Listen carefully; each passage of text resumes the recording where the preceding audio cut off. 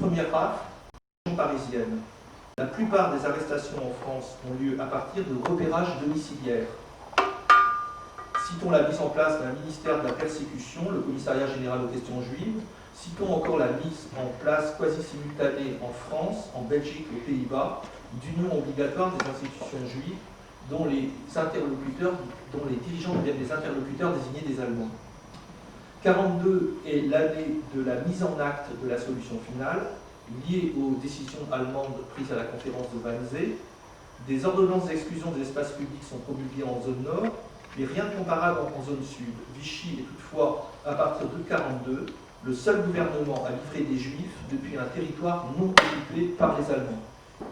En 1942, année terrible des grandes raves, au cours de laquelle 42 000 des 75 000 juifs déportés de France sont arrêtés, les propagandistes de l'antisémitisme sont en retrait d'action. Si des journaux ont consacré des articles au RAF de 1941, les consignes de 1942 sont la discrétion. De la RAF du Veldiv, il n'existe, on le sait, qu'une photo. Ceux qui mettent en œuvre le processus de destruction des communautés juives de France ne sont pas des idéologues, encore moins des antisémites de conviction. René Bousquet appartient à une tradition radicale socialiste qui le rattache aux états de la Troisième République dont il fut préfet. Son action est pourtant bien plus meurtrière que celle des propagandistes. Secrétaire général à la police de Vichy, il négocie avec le général SS Karl Oberg la livraison des Juifs par la police et par la gendarmerie française en 1942. Et on peut en dire autant de son protecteur, le chef du gouvernement Pierre Laval. Tous deux se distinguent des professionnels de l'antisémitisme par leur attention au retournement de l'opinion et des églises devant le spectacle de l'arrestation des femmes et des enfants. Leur souci d'engager l'opinion va également de pair avec le retournement des armes en 1943 avec la défaite allemande de Stalingrad. Et le fait qu'ils n'ont pas obtenu aussi de la politique de collaboration les fruits escomptés. Cette réelle politique explique largement le refus des hommes de Vichy d'étendre les voiles jaunes en zone sud. Les Pétain, les Laval, les Bousquet, les Papon sont des criminels de bureau qui se distinguent en cela des publicistes antisémites qui mouillent leur chemise. C'est peut-être là, entre réalisme cynique et fanatisme jusqu'au-boutiste, que réside la frontière entre les antisémitismes des années 40. On a souvent tracé une frontière entre l'antijudaïsme catholique et contre-révolutionnaire de Gladé-Valla, premier commissaire général aux questions juives, et celle de son successeur d'Arquier de Pellepoix, antisémite exterminationniste. Cette opposition entre Valla et Darquier est artificielle parce que tous deux servent la même politique au service du plan européen d'extermination, Valla se retrouvant en 1944 du côté des ultras de la collaboration, remplaçant au ministère de l'Information Philippe Henriot après son exécution par la résistance. Alors je voudrais revenir aux conséquences de ces politiques à niveau régional, celui de Tours et de sa région. Mon sujet de recherche m'a amené à m'intéresser au camp de la Lande, à Mont, dont les internés juifs furent assistés matériellement par le rabbin Élie Bloch. Dans ce département d'Indre-et-Loire coupé en deux par les lignes de démarcation, nombre d'internés ont tenté son franchissement clandestin. La ligne de démarcation est alors un filet pour juifs, pour reprendre l'expression utilisée par l'historien Éric Alary qui lui a consacré sa thèse. Dans son calendrier de la persécution des Juifs de France, Serge Klarsfeld a reproduit une lettre dont je voudrais donner lecture. Datée du 4 novembre 1942, elle est adressée au préfet de police de Paris. Elle montre la profondeur de l'intégration républicaine des Juifs de France et leur foi patriotique intacte.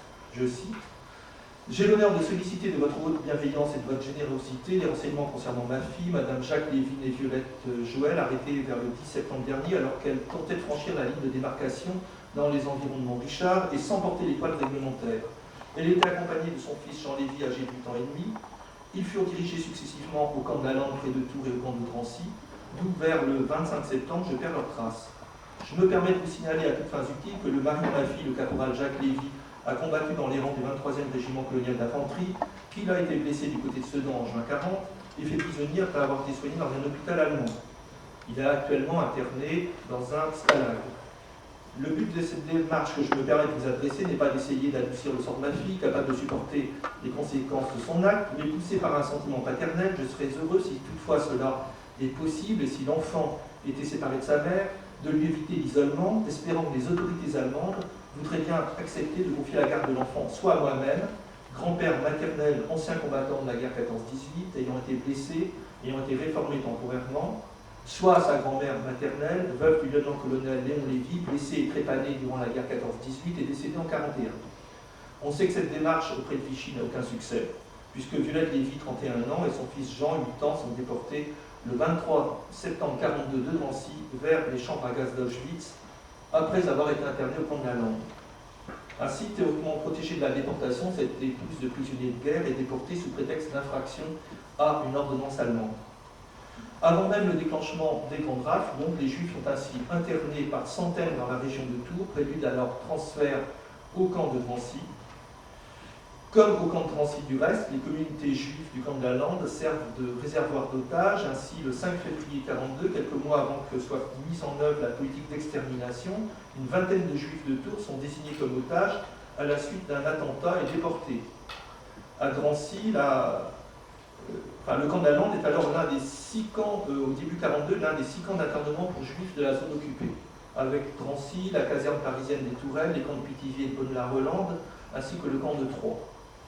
Le 15 juillet 1942, lors des grandes rafles de zone occupée, 200 Juifs sont raflés à Tours et conduits à l'école normale de filles de Saint-Symphorien et internés le 16 juillet au camp de la Lande, puis déportés à partir d'Angers par le convoi du 20 juillet 1942, le convoi numéro 8, on le sait, et qui comprendrait, d'après Serge Klarsfeld, au final venant de Tours, 132 hommes et 156 femmes. Jusque-là, on n'arrête pas les hommes lors des rafles, et les femmes et les enfants, jusqu'en juillet 1942, n'ont pas eu le réflexe de se cacher, puisque les 3 rafles de région parisienne de 1941 ne comportent que des hommes. Élie Bloch, à partir de juillet 1942, au moment où pour la première fois donc, les femmes et les enfants sont visés par les grandes rafles en zone occupée, demande à la direction parisienne de l'UGIF de lui donner le titre officiel de délégué de l'UGIF pour les départements de la Vienne, de la Charente et de l'Indre-et-Loire. Élie Bloch obtient ainsi du commandant du camp de la Lande, à partir du 25 août 1942, veille du déclenchement des grandes rafles en zone sud, que les internés de la Lande puissent recevoir la visite de proches chaque premier dimanche du mois à 14h pendant une demi-heure. Jusque-là, il a dû solliciter les services de l'assistante sociale de la Croix-Rouge Annette Monod afin que les internés reçoivent des colis de compléments de nourriture pour éviter la disette. Le 30 août, Élie Bloch peut faire entrer des colis collectifs dans le camp d'internement, devenu une étape avant Drancy, et les centres de mise à mort de Pologne. Vidé par les transferts des internés en direction de Drancy, le camp de la Lande est de nouveau surpeuplé à la suite de nombreuses arrestations de juifs fuyant les rafles de région parisienne.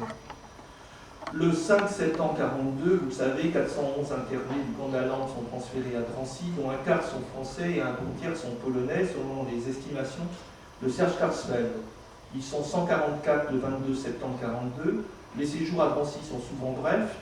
Quelques exemples, sur 157 internés de la Lande faisant partie du convoi 31 qui le 11 septembre 1942 quitte Drancy par Auschwitz, Rukla Kerman, 82 ans, ou encore Sylvain Frieder, enfant de 3 ans, sont chargés dans les wagons à Bestour 6 jours seulement après être arrivés à Drancy. Beaucoup d'enfants isolés ont été ainsi transférés d'un camp d'internement à l'autre avant d'être déportés. Certains de ces enfants isolés demandent à rejoindre leurs parents. Nous conservons ainsi, exposée désormais au collège Michelet de Tours, une courte lettre écrite au crayon le 19 juillet 1942 depuis l'école-prison Michelet de Tours. Il s'agit de Harry Roger Strachou, âgé de 9 ans, né à Anvers, et qui s'adresse en ces termes au commandant du camp de la Lande. Monsieur le directeur, excusez-moi si je me permets de vous écrire, nous sommes 4 enfants qui attendons d'être à Tours. Ne pourriez-vous pas nous faire chercher? Nous sommes seuls car nos parents sont partis. On sait que le lendemain, Max et Henriette, les parents de l'enfant Roger Strachou, sont déportés du camp de Drancy vers Auschwitz. 2 mois plus tard, après avoir été à son tour transféré seul à Drancy, Roger Strachou est déporté seul, le 23 septembre 1942, vers les chambres à gaz d'Auschwitz.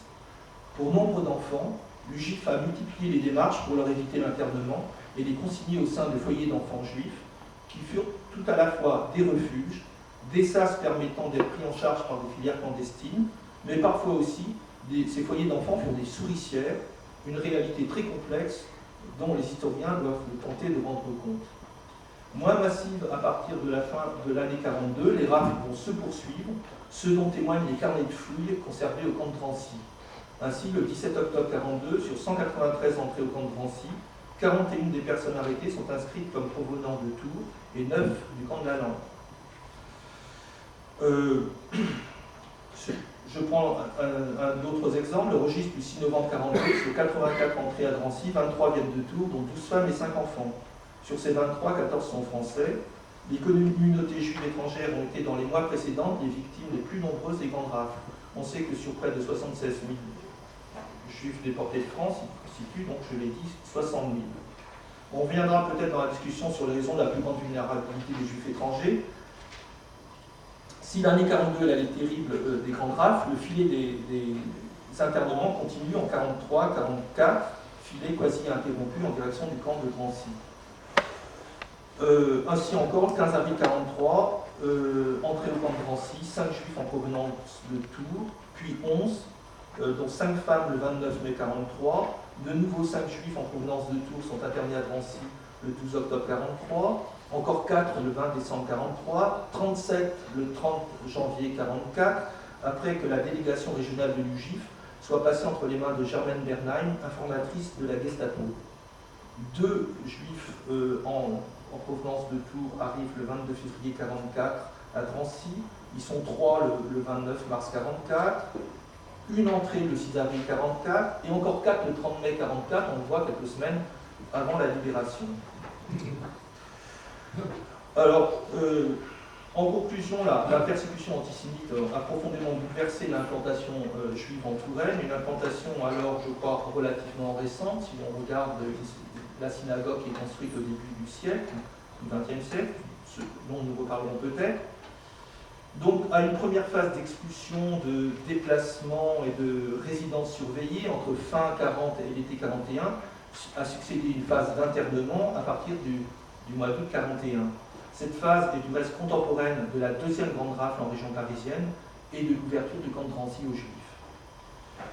Troisième phase, celle des rafles de juillet 42, le camp d'Allende sert de réservoir de déportation jusqu'à la fin de l'année 42.